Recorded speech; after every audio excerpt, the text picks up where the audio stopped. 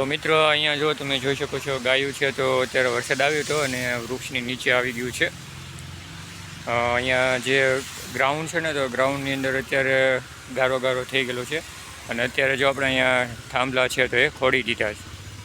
આ ઉપરની સાઈડમાં છે ને ત્યાં સાપરું કરવાનું રહેશે, પતરા મારવાનું રહેશે શેડ બનાવવા માટે. તો અત્યારે એમના માટે કામ છે તો શરૂ થઈ ગયેલું છે. જો અહીંયા થાંભલા વતન આવી ગયા છે, માપની કામ શરૂ થઈ ગયું. આ વૃક્ષ જે આડું આવતું હતું તો એને થોડુંક કાપેલું છે. અહીંયા ગાયો અત્યારે વૃક્ષની નીચે આવી ગઈ છે. હમણાં થોડીક વાર પહેલાં જ વરસાદ આવ્યો હતો અને અત્યારે પણ વાતાવરણ વરસાદ છાયું થઈ ગયું છે. જુઓ, વરસાદ પાછો આવવાની શક્યતા રહેશે ખરા.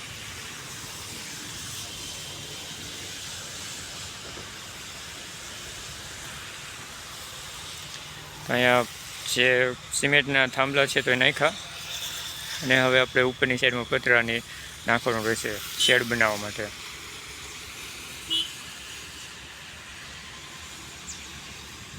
આ ગ્રાઉન્ડ છે તો ગ્રાઉન્ડમાં અત્યારે ખૂબ સરસ મજાનું ઘાસ થયેલું છે અને ગાયો છે તો અત્યારે ચરવા અત્યારે આવી ગઈ છે.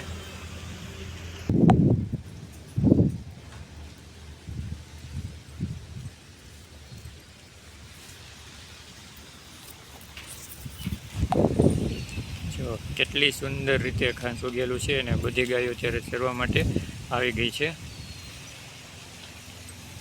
વરસાદ પણ ખૂબ સરસ મજાનો પડ્યો છે. ત્યાર પછી જો આ મિત્રો આપણો બગીચો છે, એમાં ઘણા બધા વૃક્ષો પણ વાવેલા છે. આ લીંબુડી છે તો લીંબુડી અત્યારે લીંબુ એમાં નથી પણ ચોમાસામાં ઓછા રહે છે.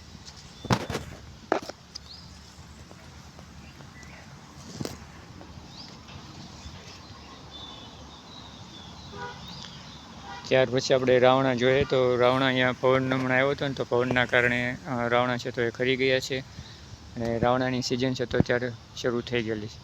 જો આ રાવણો છે. ત્યાર પછી ચીકુડી છે, આંબો છે, ઘણા બધા ફ્રૂટના વૃક્ષો પણ આપણી પાસે ઘણા બધા છે.